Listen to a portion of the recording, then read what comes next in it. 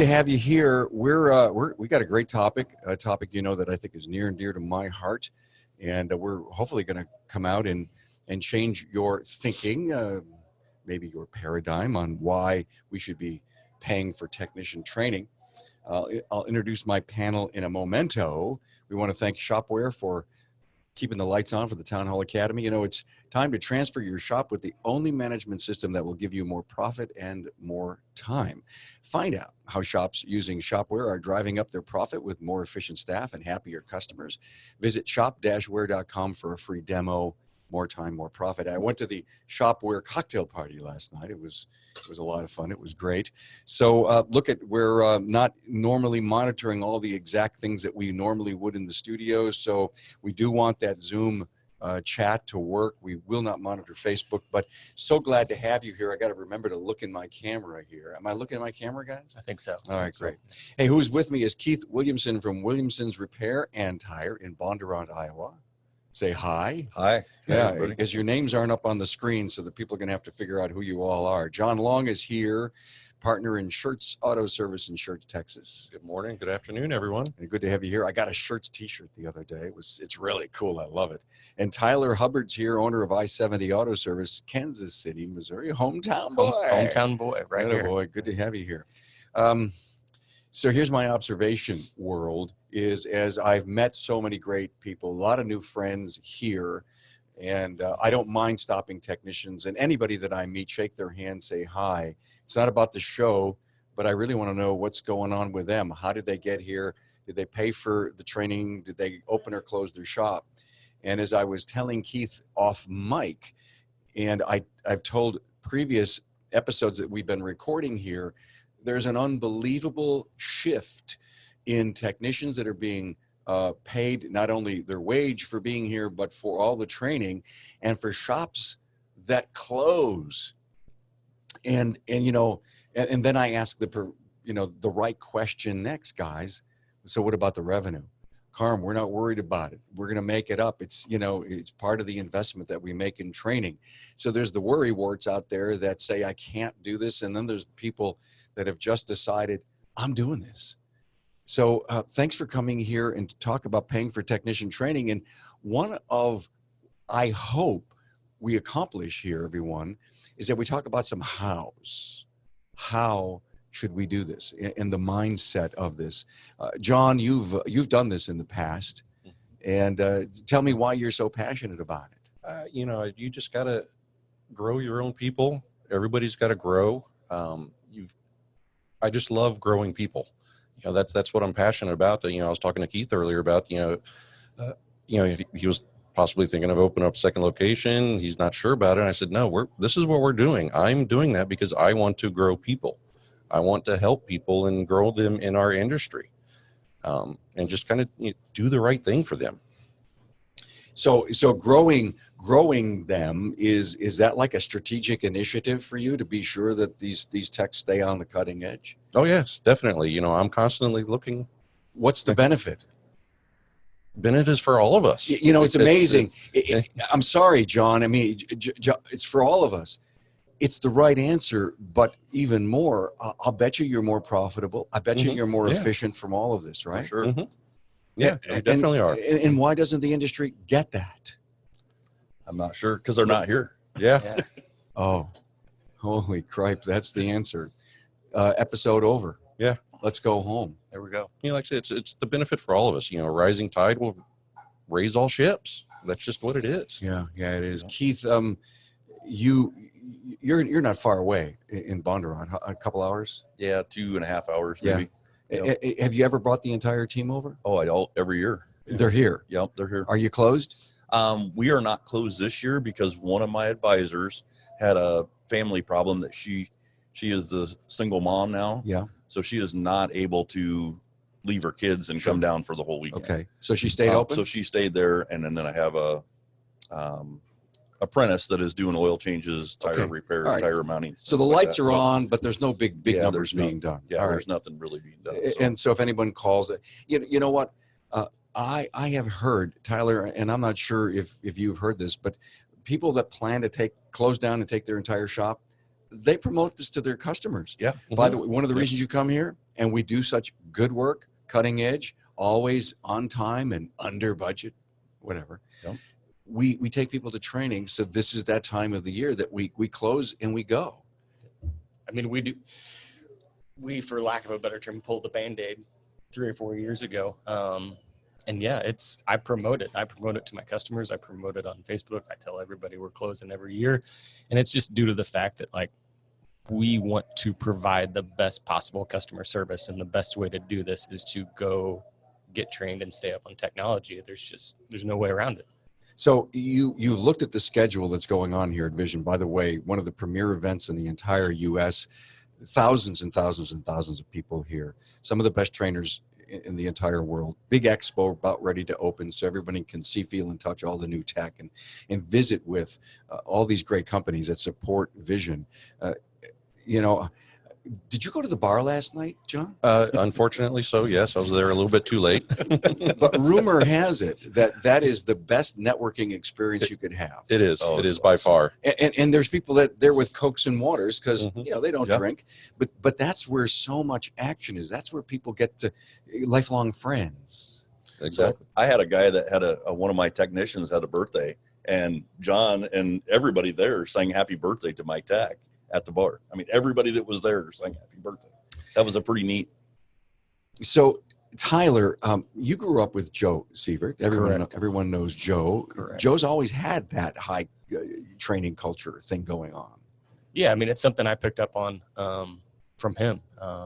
And I think it goes back to what was discussed first is, like, I'm in the business of making people successful. And I want my staff to be successful. Mhm. And the best way to do that is to take them and give them opportunities to get better and pay for them to get better and pay for them to train. I want everybody at my shop to be successful. If they're all successful, then everybody, the shop will be too. I mean, I think what we talked about first, like you said, case closed, close down the podcast. Yeah, We covered it. we're done. Just get Yeah. here or get to your local regional training. And there's been a frustration, Keith, that a lot of trainers have by investing their time. I mean, obviously trainers get paid to do what they do, and rightfully so. They're probably underpaid to do what they do. They've got to write the class. They have to prove the class, especially the technology ones with case studies and stuff. They put a ton of work, a lot of shoulder into what they do. Rightfully so. They get paid for what they do. They come here, and of course, if it's good, there's the form that says the trainer was good. I mean, you always have a chance to give your own input. For sure. If not, they wouldn't be back. Yeah. If you look at the schedule and see the amount of training, and I look at some of the trainers, in my mind, they're celebrities, they're superstars in our Yeah. industry. They're so good at what they do, and people walk away with great training. Guys, let me ask you this question: do you have anybody here with you? Just Yes. you. All right. you have Nope. I've got 4 other people here with four me. other people. How many you got here, Keith? I've got 4 others as well. Tyler. Entire staff, Okay, and how many is that? 3 in total. Okay, 3. What's your post education follow up? I would hope that you all don't go to the same class. No. Okay. Do you go back and then find some lunch and learns and each shares with each other what they learned, or at least give an overview? We just talked about that last night. We always have a weekly meeting every week. I buy lunch for everybody. We have an hour meeting. We actually lock the door so we don't get bothered. Okay. Customers just know it. And I talk to everybody about let's bring something that you like the most from Vision. What did you learn? What was the best thing that take away from Vision? How do we implement? Let's have a discussion about that. Maybe this meeting needs to be 2 hours instead of an hour because I know it's going to get in depth. So. Sorry to move off camera, but I was looking at the chat box in Zoom. Go ahead, John. Yeah, we do something very similar, with that. I always cook lunches on Wednesdays as it is anyway. So we'll probably do some talking in there. But, while we're here, every morning I'm having breakfast with everybody else that's here, my teammates, and we're talking about what they're going to go to today. And then, like last night, just like Keith, we had dinner and we're talking about, okay, what was the one thing that you took away from each class today? Give me one thing.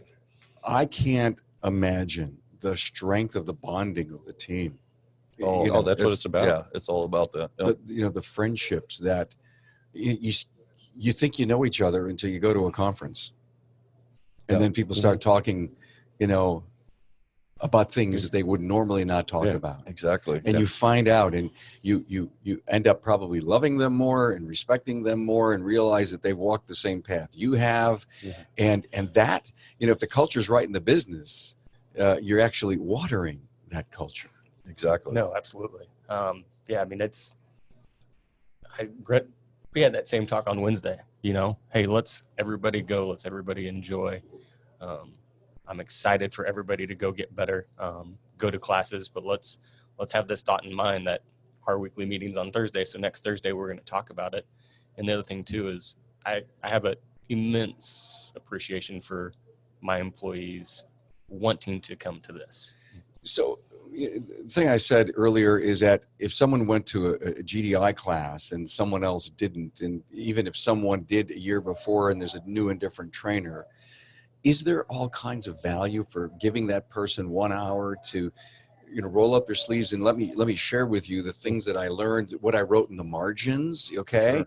And a case study or two that was referenced to me, so that everyone learns. And maybe, just maybe, for that year, is that tech becomes the expert, quote unquote, the go-to guy in the shop. Yeah, that's exactly what we're doing. I've got one technician that all the classes he's taken is ADOS classes while he's here. Okay. That's all he's taken. So he's going to be our go-to guy for the next year about anything with that. So all the other techs are going to go up to him and ask him questions. I'm going to ask him questions. Our advisors are going to ask him questions. He is the man. Smart. For that. One thing that we started doing, I got this idea from Seth Thorson. He's a great Euro guy from Minneapolis. We started doing lunch and learns where the techs each have to give a 5 to 10 minute speech about how to do something new, what they've learned, some new technologies, things like that.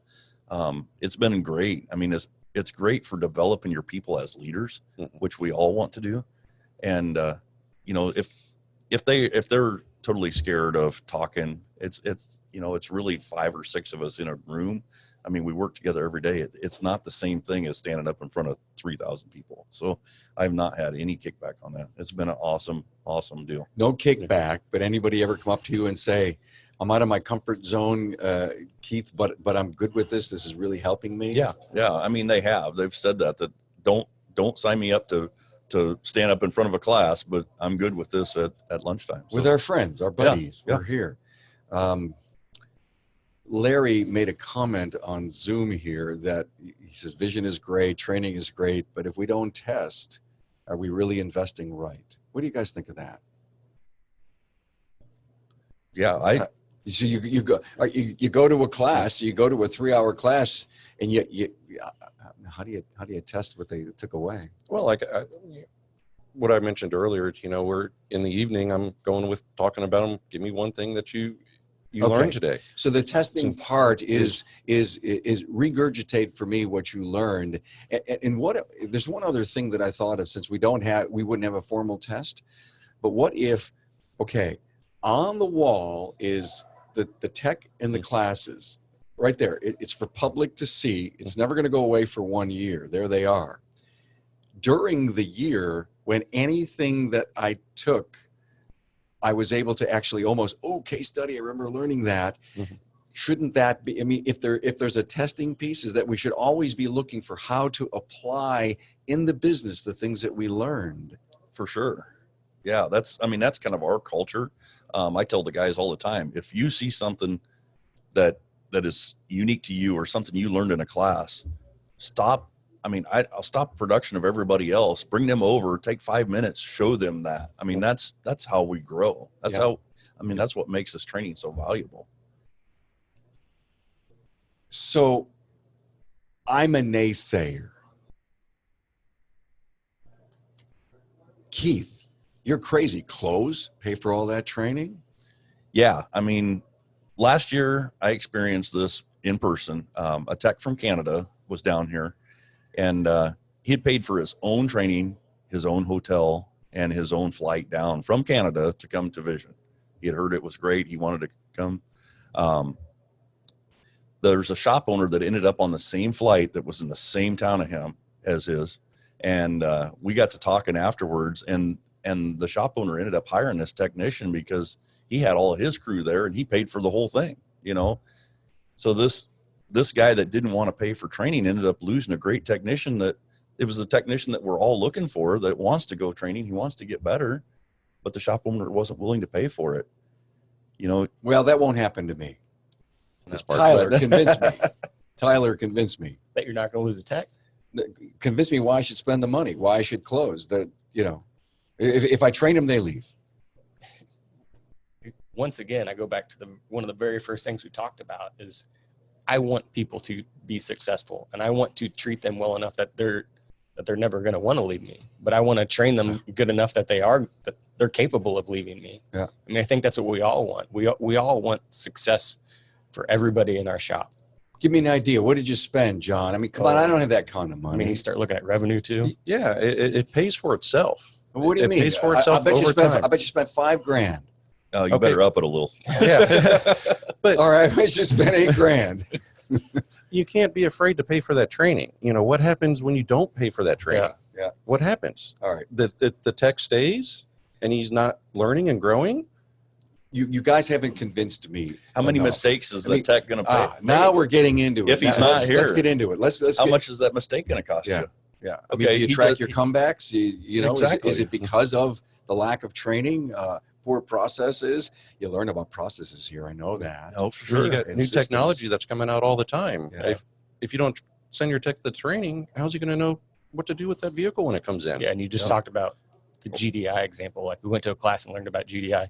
So instead of taking that technician 2 or 3 hours to figure out that problem, it took him 45 minutes. Or And he'll then- come up to you and say, "Hey, I can't work on this car. We got to send it someplace else." Yeah. Time- That's lost. Time is money, productivity, For production, sure. all that stuff, right? Isn't it at the end of the day about happy customers? The reason that they come is because you do the job, you do it on time, you do it right. And I think that goes back to that's number one in our shop. Customers are why we're in business. They're what keeps us in business, and us providing the best possible customer service we can is the best thing that we can do for them. My technician's not going to training and not staying on top of technology. I'm not going to be able to do that. The thing we need to remember is we're not in the auto repair business. We're in the people business. And as long as you remember that, you treat people right, you fix what their issues are, they're going to come back to you. So let me throw something at you. You partially nailed my answer, and thank you for that. Just before you guys got in here, I finished an episode that we recorded with Jeremy O'Neill and Chris Collins, and Chris said, "The advantage you create is you create the advantage. The advantage you create in your business." So if I said, "Why would you pay for training?" you'd say, "I'm gaining a competitive advantage on hiring, retention, customer service, trust, quality." Wouldn't that be the reason that you invest in your people? And again, I say the word invest. You would say, "Carm, what do you mean? You keep talking about spending and all this money."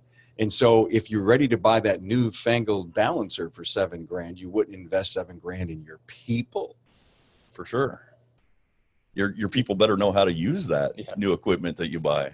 And they're not going to know that if you don't go to training. Right. Got it. Oh boy. I wish there just was some magic pixie dust we could throw up over this great industry of ours and have all of it work. Thanks so much to Shopware. It's time probably right now to transform your shop with the only management system that will give you more profit and more time. Find out how shops using Shopware are driving up their profit and with a more efficient staff and a ton of happier customers. Visit shop-ware.com for a free demo. More time, more profit. Thank you, Shopware. Guys, is the enemy inside of your own business you? It absolutely can be. It can be, and it typically is. Yeah. How do we relate that to training? I think the hardest, I heard it this morning in a class, the hardest thing to change is the 7 inches in between your ears. Yeah. And, once you go to enough classes, you start looking at yourself differently. You start looking at the things that you do differently. And hopefully you get to the point where you can self-assess and say, hey, I've got a weakness in this area. I really need to up my game here. Mm-hmm. And that's going to help your culture. That's going to help your team. Your team's going to see you growing. So they're going to want to grow. I mean, it's just a full circle. So you guys are all shop owners, and let me throw the word budgeting at you, okay? If you're not budgeting, you're wrong in everything that you do as a business person, because the cash that's left is the lifeblood of new equipment growth, salaries, all that stuff. What's left at the bottom is where all that stuff comes out of, debt service and all that stuff. And so if I wanted to make sure that there was 5%, 10%, 15%, 20% left on the bottom line, I would want to be a better budgeter. And Yes. in that expense category that we think is a cost and not an investment is training. Any of you guys have an idea of what percent of sales we should invest in training? You know, I've heard as some other shops doing as much as 5-7%. You know, I'm at 3%, and I think that's a little bit low. I think we need to raise it. But when you look at it, you know, I'm going to throw a number out there that I talked to somebody earlier, and it just absolutely floored them what I spent on training last year. I spent $90,000 on training last year, and that just floored another shop owner that I was talking to. But that was only 3%. Did he call you nuts, or did you change his thinking? I think I changed his thinking, you know, because you have to invest in these people. You know, these techs are getting older. They're not growing on trees. You have to build up new people and get them in there. And that's going to cost money to build all these tech, you know, young guys up into A-techs. That's all what we all want. Do your techs want to be trained? Yes. Yes. Very badly they do. Yeah. They all want to get better. If you have a tech that doesn't want to attend training, that's a tech that you need to get rid of. Yep. I mean, that if they're not wanting to go, if they're not wanting to learn, then they're falling by the wayside. That can't happen. Training. Okay, we're talking only technician training here. It's not only techs, it's visors, Yeah. everybody, the Thank whole you. entire shop. That's where I Yeah. was going. Us included. Yes. Yeah. Oh, yeah. That part No, of that. that's where I was going with Yeah. CEO training, Yeah. advisor training, and Yeah, technician absolutely. training. Please don't think this is all about the No, tech. no. Right. It's For not. sure. You know, part of that money that of our budget of 3% is, you know, my training as an owner, you know, our service advisors training, everybody. It's just not the technicians. You have to train everybody in your business. And I think more technician when I come here, I guess, because we have advisor training on an ongoing basis. Every week they're getting training. Every month I'm getting training from my coach. I have a business coach, like most of us here probably do. Yeah. So I think more, you know, the technicians don't get that opportunity maybe as much as the rest of the crew, but we have to make sure we're nurturing that. Yeah. I mean, I think it creates a positive environment when everybody is involved in training. It's not just technicians and it's not just service advisors. It's even us as owners. Yep. It shows the importance the value that we put on it. And I think Exactly. that's huge for the culture of your shop. Do you guys keep training resumes on your people? Oh, yes. I keep a track of how many hours I require them to take a set amount of hours a year, and I keep track of that. If Yep. they don't take it, they know they're not going to be employed there next year. So Yeah, I I, mean, do the that's- same thing. I've got a Google Doc that I keep, and it's updated every quarter. They have to have a minimum of 10 hours, and that they also get, you know, part of their year-end profit sharing is based on the amount of training they do. The more training they do, Yep. the more money I'm going to give them at the. That's a groundswell. I Yeah. want to let you know that we did an episode with Bill Hill. He did a For the Record with us, and he ranted in early December about the fact that it's that time of the year. I stopped the turkeys at Thanksgiving, and I put in the incentive for the number of hours. And he's got this really cool formula on how he does it. Please go back. For the Record, Bill Hill. Just go to my site. Maybe I can't look it up right now, but that seems to be the norm. Okay, I pay him a living wage. I pay for all that training. You pay for all that training, and then you put a bonus on top of it. Are you guys nuts? no, not at all. I do it every day. I gladly write that check at the end of the year, and I want it to be a large check, just Yep. because then I know they've grown, Yeah. and our business grows with them. So you look at the 90 grand that you spent last year, or you will spend this year on training. Is it a number that you love? I mean, do you say, well, we should spend more money, or can I cut that budget? It's part of your business fabric. Yeah, for me, that's a hard line number. That's not a number that I'm going to cut. I'm going to cut something else if I have to cut something. That training is a hard line number that will not go away for us anymore. That training relates to your sales. I mean, if you're not paying for that training, your sales are going to fall. So then that's going to be a bigger percentage of that 90,000 is going to be a lot bigger percentage than 3% if you're so your minimum requirements are 40 a year. What about yourself? Do you put any CEO requirements on you? There's no specific requirement on myself. Okay. It's just that I know that I'm going to go to training, and then I know that I'm going to go to as much as I can. If I came to you and said, I want to go to an Excel class, would you pay for that? Absolutely. Oh yeah. Yep. I want to go learn how to run Windows 10.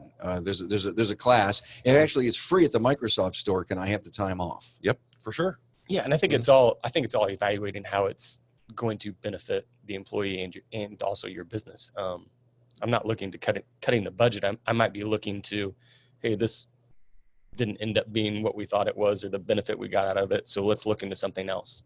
I got it. Exactly. Not all training is good training. No, Correct. That's No, what you're saying. absolutely. Yep. Absolutely. And maybe the class I went to really benefited me, but Keith didn't get a whole lot from it. So he's going to try something different that benefits him. Yeah. So Maybe, because we're probably all on a different path, or a different area in our path. I mean, we're all on the same basic path, but maybe I'm not as far along as John is, or Tyler, or whatever, Yeah.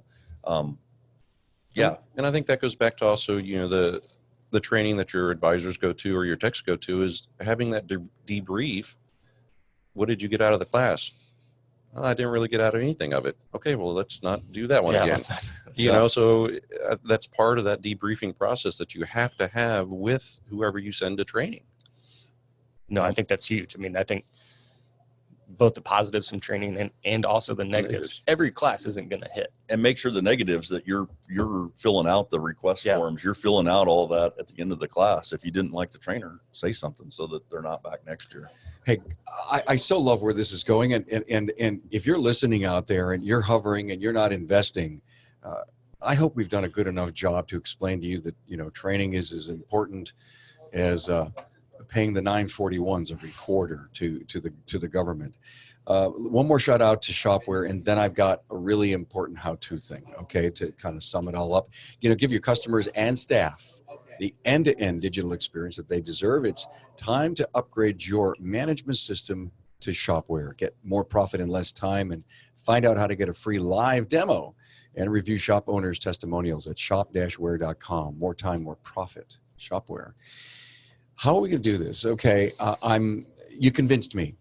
My budget's where it is. I'm not making a ton of money. I'm not sure where I'm going to really get the cash, move things around, the decks on the Titanic type of thing to find the funds, but to engage my people, ask them what they need, do the surveys, inside the staff. What are we struggling with? What would you love? If you had any class to go to, what would it be thing? And okay, now I've got the idea of what I need to do for my team from their perspective, what I hear in the industry.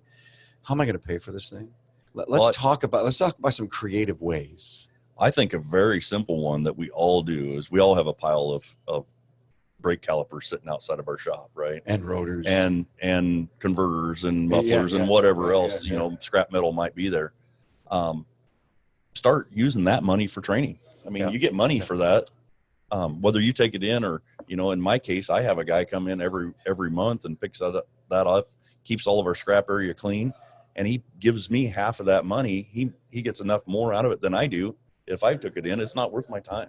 Wait a minute. That money I put in a little envelope, and me and the missus would go away for a long weekend.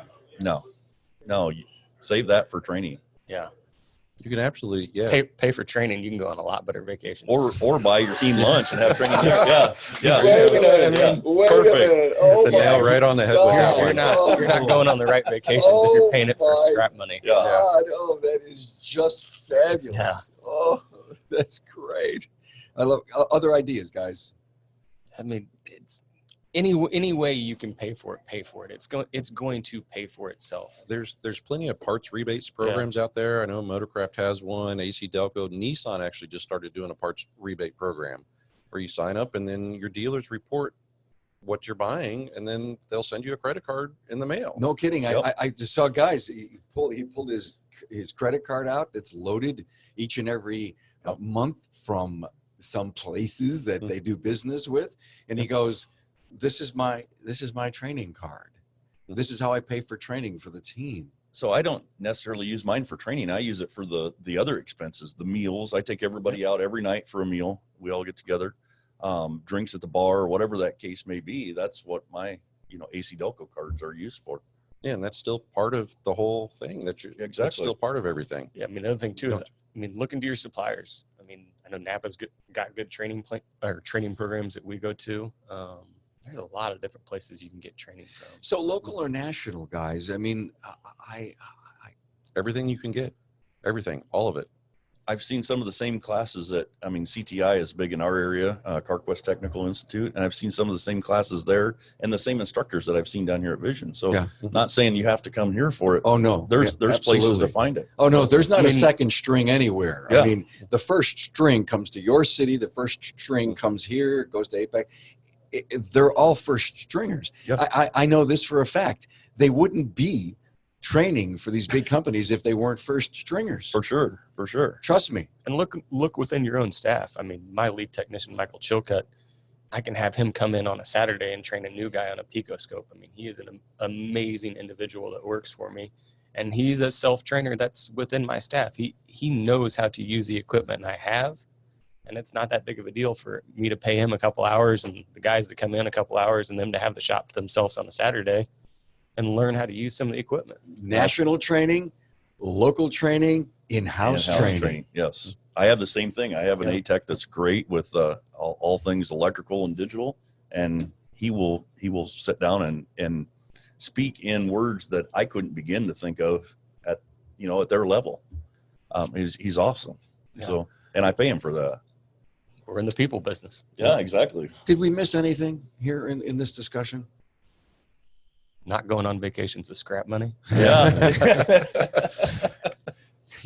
you need a better vacation. Oh yeah, that's really good. Maybe it was a poor analogy, but I don't think I was too far off. No, that was awesome. I don't think I was too far off because I was getting into a subject earlier, with the coaches this morning about reporting and stealing cash from the business, and the fact that you don't think the IRS knows that stuff. With their $17 billion computer system, they'll get you one day, and all that stuff. And for insurance reasons, legitimizing your revenue and having it all be there. And if you're going to be a professional in our industry, you don't cheat the system. No, for sure. No, don't cheat the system. But you can take the scrap money and throw it on a debit card and use that for training, parts rebates that you're getting. Exactly. Yeah, okay, it may be figured into the margin that you're making on parts, but who says you can't slice off in your budget sheet a couple % of that money that comes in, or build it into your labor rate? Yeah, or a couple extra dollars in your labor absolutely rate, or a training fee on every ticket. I mean, there's all multitude of ways. So I end up, this is the coolest thing. You end up getting into a calculator with your coach based on what your net profit needs to be and your productivity and your efficiencies, your pay efficiency, and you set your labor rate. And then you go out there and you say +2 or plus $1.95 or whatever that number is. Yeah. And every time you know that you're booking an hour of labor, you know that you're funding your training. And it's so minimal. I mean, like you said, like $1.95. Yeah, that is going to pay for training. I mean, no one's going to notice that. No, not one single customer will notice that. No one is going to say, no, you're not doing my brakes. I can get it $2 cheaper down the street. You're no right. one's saying that. The reason we're $2 more is because we take our technicians to training and our advisors to training. So, well, this was great. Thank you for being on our live show out of Vision 2020 here for the Town Hall Academy, week number 162. Oh my. Keith Williamson from Williamson's Repair and Tire in Bondurant, Iowa, and John Long, partner in Schertz Auto Service, Schertz, Texas. Your partner has been hovering over us, and Mark Roberts, thanks for being on the Zoom platform, and Tyler Hubbard's here, owner of I-70 Auto Service, Kansas City, Missouri. Guys, thanks. Thank you. It was a great dialogue. Appreciate it. Thank you, Carm. Thanks, man.